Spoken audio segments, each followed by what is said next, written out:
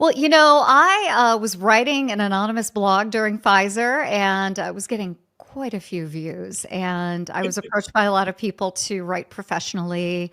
Uh, I was encouraged to out myself publicly. And so when Pfizer had a round of layoffs that were going to pay a lot of money, I raised my hand and said, I will partake in that. And they were like, great. So we moved to North Carolina right around that time. And I started writing professionally for a lot of online publications, but also for a management organization called the Conference Board. And the Conference Board does like the Consumer Confidence Index. They're very notable, and they're the oldest, largest management association in America. And I met two people who changed my life.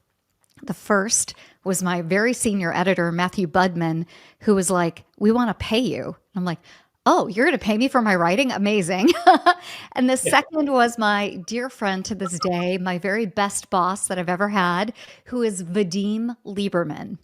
And Vadim taught me all sorts of things about writing, like logical fallacies and it just, misplaced confidence in my writing and, cognitive biases. And he really taught me how to write professionally. And I'm very grateful. Plus, he's a superhuman being. So, out of all of the corporate bosses I've had, Vadim Lieberman, my editor, was my best boss.